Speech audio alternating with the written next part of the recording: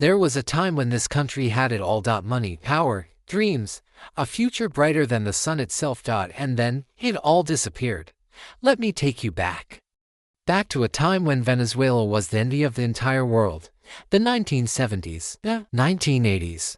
These were the glory days. South America had a superstar, and its name was Venezuela. Underneath this beautiful country lay something incredible. Black gold, oil, millions and millions of barrels of it. More oil than almost anywhere else on the planet. And when those oil prices went up, Venezuela became unbelievably rich. We are talking about the wealthiest nation in all of Latin America. Wealthier than Brazil, wealthier than Argentina, wealthier than Mexico. This tiny nation was sitting on a gold mine. And they knew it. Venezuelans had a nickname back then. Tá barato, Dame Dos. It means it is cheap, give me two. They would fly to Miami just to go shopping. They bought designer clothes, expensive jewelry. The finest things money could buy. Because money was never a problem. Caracas was stunning, a modern city with world-class infrastructure, highways that rivaled anything in the United States, hospitals with the best equipment, universities producing brilliant minds. The Venezuelan middle class was thriving. People had good jobs, nice homes, real hope for tomorrow. Life was good, real good. But here is the thing about riding high. Eventually, you gotta come back down. See, Venezuela made a critical mistake. A mistake that would cost them everything. They put all their eggs in one basket: oil, and more oil. 96% of their export money came from oil. 96%. That is absolutely insane. They stopped growing food. They stopped building things. They stopped investing in anything that was not oil. Why bother manufacturing products when you can just buy them? Why bother farming when oil money can import everything you need? It seemed smart at the time.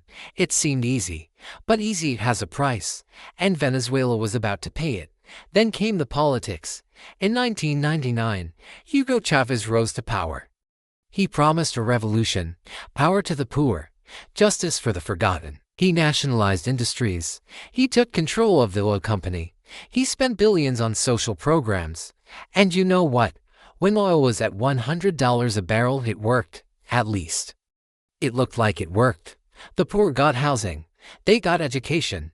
They got healthcare. Chávez became a hero to millions. But behind the scenes, something ugly was growing. Corruption spread like cancer. Money disappeared into the pockets of officials. Infrastructure crumbled while politicians got rich. The warning signs were everywhere. People just chose not to see them. Then in 2014, the world changed. Oil prices crashed hard, from over $100 down to $30, then $20. The money stopped flowing. And Venezuela had no backup plan, no savings, no alternative industries. Nothing. What happened next is almost impossible to believe. The money ran out. The government panicked. They started printing more currency.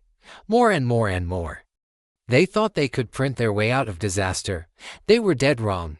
Inflation exploded. Not 10%, not 100%. We are talking about 1,000,000% inflation. Let that sink in for a moment. 1,000,000%. The bolivar, the Venezuelan currency, became worthless. Literally worthless. People stopped counting money. They started weighing it. A cup of coffee that cost 1 bolivar suddenly cost 1 million, then 1 billion. Numbers stopped making sense altogether. Lifetime savings disappeared overnight. Retirement funds, gone. Bank accounts, just meaningless numbers on a screen. Everything people worked for their entire lives vanished in months. Hospitals ran out of medicine. Babies died because there was no equipment. Doctors performed surgeries without anesthesia. Cancer patients had no treatment. People died from diseases that should have been easily curable. This was not ancient history. This was 2018. 2019. This decade. This happened while we scrolled through social media and complained about our coffee being too cold. Families went hungry. Real hunger. The kind of hunger Americans cannot imagine. People lost 20 pounds. 30 pounds. They called it the Maduro diet. A dark joke about a dark reality that was killing them slowly. Zoo animals started disappearing. Pets vanished from the streets. People were that desperate.